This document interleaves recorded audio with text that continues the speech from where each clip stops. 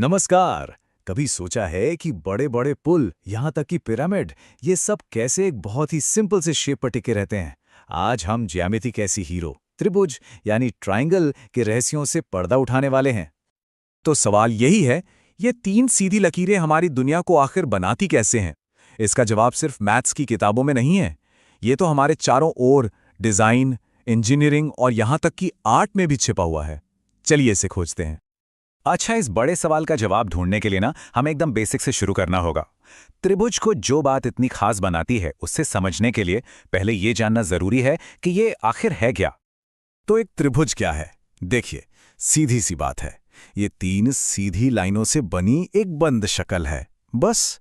लेकिन इन्हीं तीन भुजाओं, तीन कोणों और तीन कोनों के अंदर अरे भाई पूरी एक दुनिया छिपी है। पर एक मिनट, सारे त्रिभुज एक जैसे नहीं होते। बिल्कुल नहीं। जैसे हम सबकी अलग अलग पर्सनालिटी होती है, वैसे ही ट्रायंगल्स की भी अपनी अपनी खासियतें होती हैं जो उन्हें यूनिक बनाती हैं। तो फिर हम इनमें फर्क कैसे करते हैं? ये देखिए, ये है त्रिभुजों की फैमिली। हम इन्हें पहचानने के दो मेन तरीके इस्तेमाल करते हैं। एक तो उनकी भुजाओं मतलब साइड्स की लंबाई के हिसाब से, और दूसरा उनके कोणों यानी एंगल्स के हिसाब से। जैसे इक्विलैटरल का मतलब है तीनों साइड्स बराबर, और राइट एंगल ट्रायंगल अरे वो जिसमें एक कोना एकदम एल शेप का परफेक्ट 90 डिग्री का होता है। ये वर्गीकरण हमें उनकी ताकत और कमजोरी को जल्दी से समझने में मदद करता है। अब आते हैं आज के मेन टॉपिक पर, सर्वांग समता यानी कॉन्ग्रुएंस। ये शब्द सुनने में थोड़ा भारी लग सकता है, पर इसका मतलब बहुत सिंपल है। सोचिए, आपके पास एक कुकी कटर है। उससे जितनी भी कुकीज बनेंगी वो सब शेप और साइज में एकदम एक जैसी होंगी, है ना?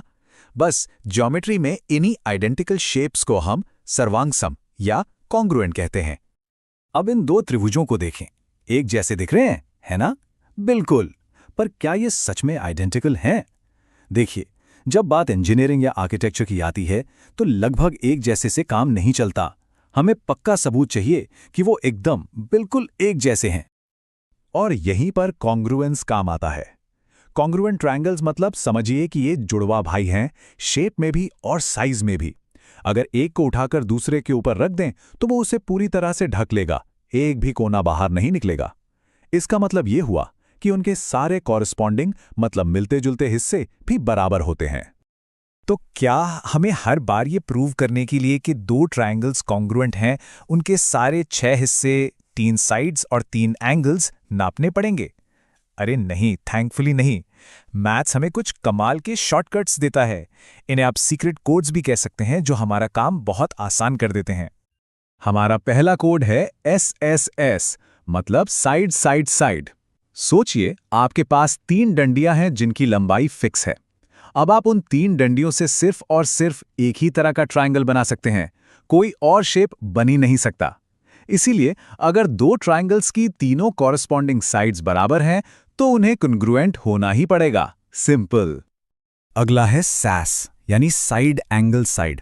यहां सबसे जरूरी शब्द है एंगल, और वो भी कौन सा? जो दोनों साइड्स के बीच में है। इसे ऐसे समझिए कि दो साइड्स एक दरवाजे के कब्जे की तरह जुड़ी हैं। अब वो कब्जा जितने एंगल पर खुलेगा, तीसरी साइड की लंबाई भी उतनी ही तय हो जाएगी। तो अगर दो साइड्स और उनके बीच का एंगल बराबर है तो पूरा ट्रायंगल भी बराबर होगा ही होगा। और फिर आता है ASA, एंगल साइड एंगल। इसकी कल्पना एक पुल की तरह कीजिए। मान लीजिए आपके पास एक फिक्स लंबाई का बेस है, मतलब पुल की सड़क, और आपको पता है कि दोनों सिरों पर जो टॉवर लगेंगे वो किस एंगल पर झुकेंगे। तो बस उस पुल का आकार और ऊंचाई अपने आप तय हो गई। उसका सिर्फ एक ही डिजाइन बन सकता है। यही है ASA। और आखिर में हमारे पास राइट एंगल ट्रायंगल्स के लिए एक स्पेशल शॉर्टकट है, RHS, यानी राइट एंगल हाइपोटेन्यूज साइड। क्योंकि हमें पहले से ही पता है कि एक एंगल तो 90 डिग्री का है ही, तो हमें बस ये देखना होता है कि सबसे लंबी वाली साइड यानी हाइपोटेन्यूज और कोई भी एक दूसरी साइड बराबर है या नहीं। अगर हैं तो काम हो गया। ये राइट एंगल ट्रायंगल्स के लिए एक जबरदस्त टाइम सेवर है। तो ये सब जानना जरूरी क्यों है? क्या ये सिर्फ किताबों की बातें हैं? बिल्कुल नहीं। कॉन्ग्रुएंस के ये रूल्स उन पुलों की नींव में हैं जिन पर हम रोज चलते हैं, उन इमारतों के डिजाइन में हैं जहां हम काम करते हैं, और यहां तक कि हमारे फोन में जो GPS है ना, वो भी इन्हीं प्रिंसिपल्स पर काम करता है।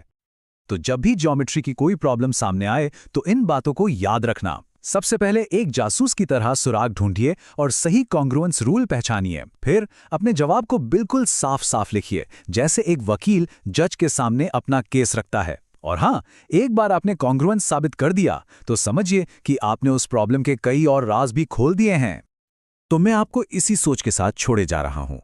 कॉन्ग्रुएंस हर जगह है, बड़ी बड़ी इमारतों के डिजाइन से लेकर बर्फ के एक छोटे से टुकड़े की बनावट तक। अब जब अगली बार अपनी आसपास की दुनिया को देखें तो इन छिपे हुए जुड़वा शेप्स को ढूंढने की कोशिश जरूर करना। देखिए तो ये आपको कहां कहां मिलते हैं।